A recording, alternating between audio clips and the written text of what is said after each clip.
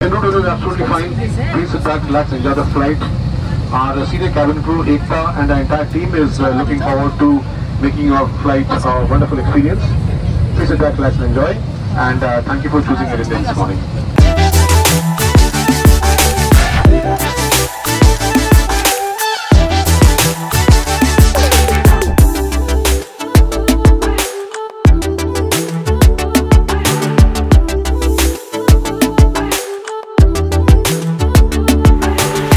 ঘড়িতে এখন বাজে হচ্ছে সকাল 7:30।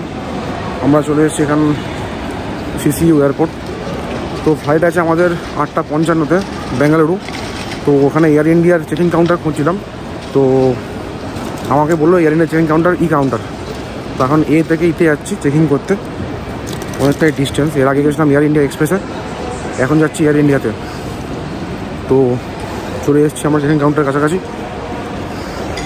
তো বন্ধুরা, আমি যাচ্ছি কাউন্টারের থেকে, এয়ার ইন্ডিয়া কাউন্টারের থেকে, এবং ওখানে গিয়ে আমি ব্যাগটা ওয়েট করে নেবো এবং আমি নিয়ে নেবো বোর্ডিং পাস এবং আমি চেকিং করে নেবো। এরপরে আমি যাবো সিকিউরিটি চেক করতে। তো যাওয়া যাক। আমার লাইন দেখছি অনেকটাই পড়ে গেছে এবং মোটামুটি ভিড় আছে, খুব একটা ভিড় নাই। এবং সিকিউরিটি চেকে ভিডিও করতে দেয় না, তো সিকিউরিটি চেক করার সময় ভিডিও করতে আমি পারবো না। আটটা সিকিউরিটি চেক দেখা হচ্ছে।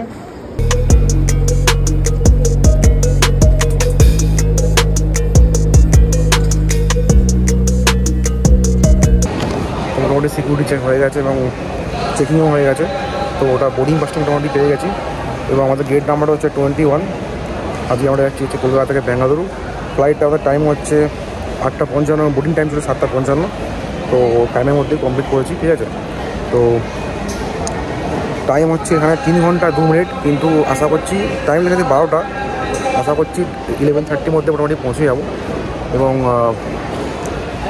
এর আমার ফ্লাইট যে ফেয়ারটা পড়েছিল আমার 4100 টাকা, এবং উইন্ডো সিট নেওয়ার জন্য আমার টাকা লাগছিলো এক্সট্রা, মানে এখন মোটামুটি 370 টাকা লাগছিলো এক্সট্রা।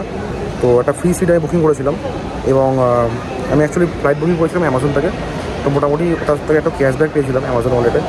তো মানে আমার গিফট কার্ডে টাকা ছিল, মানে ব্যালেন্স ছিল। তো মোটামুটি দেখলাম যে উইন্ডো সিট নেওয়াটা মোটামুটি মানে ফায়দা মানতে হবে। তো আমি কী করলাম, তো মোটামুটি ওই অ্যামাজন পে ওয়ালেট থেকে 370 টাকাটা মানে পে করলাম হচ্ছে অ্যামাজন ওয়ালেট থেকে, মানে গিফট কার্ড থেকে।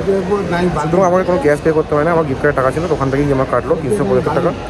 এবং বসে আছি এখন, এই দেখতে পাচ্ছেন এখানে ফ্লাইট ছাড়বে হচ্ছে 8:55, আর ডিপার্চার মানে আমার অ্যারাইভাল হচ্ছে আমার 12:05।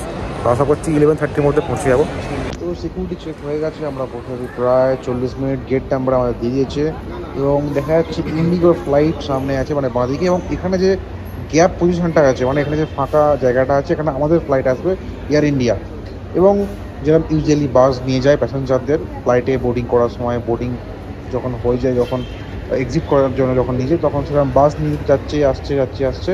তো দেখা যাক, ওয়েট করি ফ্লাইট কখন আসে, কখন গেট খোলে, সবটাই এখন ওয়েট করার পরে জানতে পারবো। তো এখানে চলে এসেছে আমাদের এয়ারক্রাফট, কেটেছি এয়ার ইন্ডিয়া, দিয়েছে Vistara, I don't know why. তো প্যাসেঞ্জারগুলো আসছে আস্তে আস্তে, এবং তারা আসার পরে আমরা প্লেনে যাব। তো আমাদের গেট খুলে দিয়েছে, আমরা যাচ্ছি আস্তে আস্তে এয়ারক্রাফটের দিকে। এবং দেখতে পাচ্ছেন ভিস্তারা এয়ারক্রাফট, আমি জানি না কেন দিয়েছে, দেখা যাক যদি কিছু আপডেট দেয় তো আপনাদের নিশ্চয়ই জানাবো। আমি এয়ার ইন্ডিয়া কেটেছি, কেন দিয়েছে ভিস্তারা, ঠিক আছে। ক্লোজ ছিল, মোটামুটি গেট ওপেন হয়ে গেছে। টাইম হচ্ছে 8:40 এবং ফ্লাইট ডিপার্চার টাইম হচ্ছে 8:55। মোটামুটি 20 মিনিট আগে গেটটা খুললো। খোলার পরে বোর্ডিং পাস স্ক্যান করলো, স্ক্যান করার পরে আমরা যাচ্ছি আস্তে আস্তে ফ্লাইটের দিকে।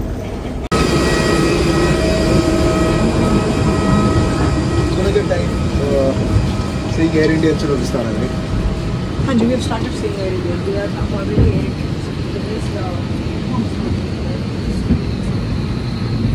তো ফ্লাইট ছিল হচ্ছে এয়ার ইন্ডিয়া, কিন্তু উঠলাম ভিস্তারাতে, জানলাম না, মানে বুঝতে পারলাম না কী হলো কেসটা।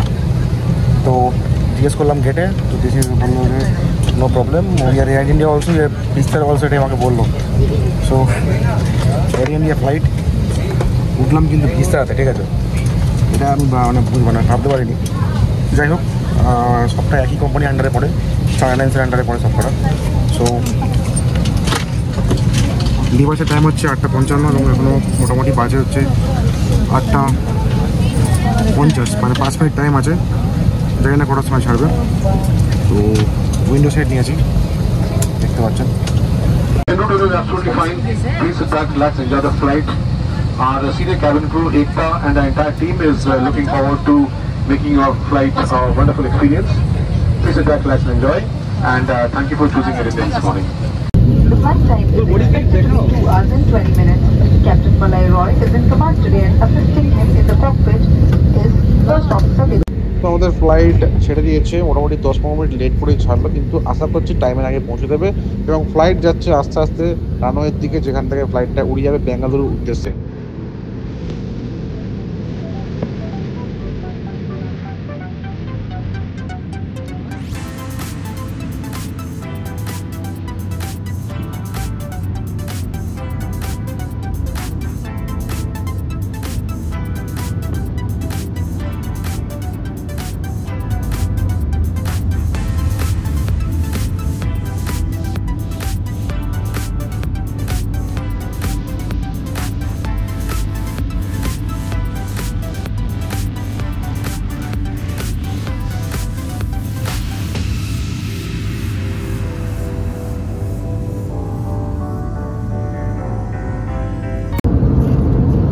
মোটামুটি 1 ঘন্টা পরে মোটামুটি বিস্তারায় খাবার দিয়ে দিল, এবং বিস্তারা এবং এয়ার ইন্ডিয়া দুটো ফ্লাইটে খাবার দেয়। সেখানে খাবারটা খুলে যাক, দেখা যাক কী কী দিয়েছে। তো এখানে দেখতে পাচ্ছেন বয়েল বিনস দিয়েছে। বিনস তো নয়, এটা রাজমা বলবো, রাজমা একটা কারি টাইপের দিয়েছে, কিন্তু এটা বয়েল। সো আর দিয়েছে ডবল ডিমের অমলেট, দিয়েছে কাঠের স্পুন আর মানে নাইফ আর স্পুন, আর দিয়েছে আমুল বাটার, আর দিয়েছে একটা জল দিয়েছে, আর দিয়েছে আলু ভাজা, এবং এর সাথে দিয়েছে একটা ব্রেড, ব্রাউন ব্রেড। তো আমি এটা স্যান্ডউইচ বানিয়ে খেয়ে নেবো, এর মধ্যে ডিম দিয়ে, এর মধ্যে বিনস দিয়ে, সব কিছু দিয়ে খেয়ে নেবো। এবং টেস্ট মোটামুটি ঠিক আছে, পেট ভরার জন্য ঠিক আছে। আমি বলবো খুব এটা ভালো না খারাপ নয়, মোটামুটি পেট ভর্তির জন্য ঠিক আছে মোটামুটি।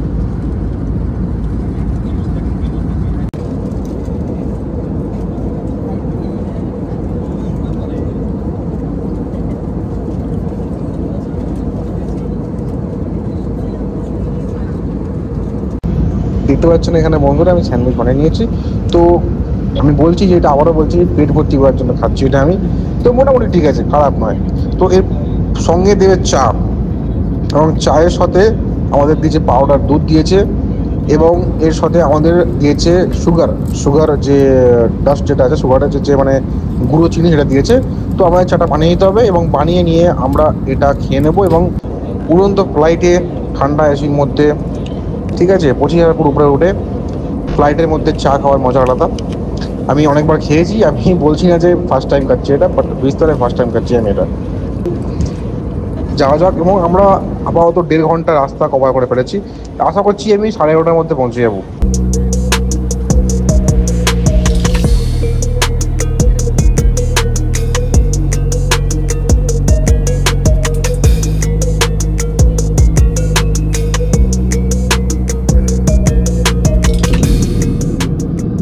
মোটামুটি আমাদের 1.5 ঘন্টা হয়ে গেছে, এবং দেখতে পাচ্ছেন নিচের সমুদ্র। আমি এটা গেস করছি যে এটা আই থিঙ্ক অন্ধ্রপ্রদেশের ওপর দিয়ে আমি যাচ্ছি। এটা আই থিঙ্ক বিশাখাপট্টনম, পেঞ্চিগ্রাম, যেখান দিয়ে আমি ট্রেনে করে গেলে যেটা পাওয়া যায়, সেটা হচ্ছে ফ্লাইট থেকে আমি ওপর থেকে দেখছি। এটা সি লেভেল, মানে এটা সমুদ্র, আর আমাদের ফ্লাইট যাচ্ছে ওপর দিয়ে, এবং রোদ্দুর ছড়া আছে, জানলা দিয়ে রোদ্দুর আসছে, এবং জানলাটা আমি মাঝে বন্ধ করছি, মাঝে খুলছি, আর মাঝে মাঝে তো ঘুমিয়েও নিচ্ছি।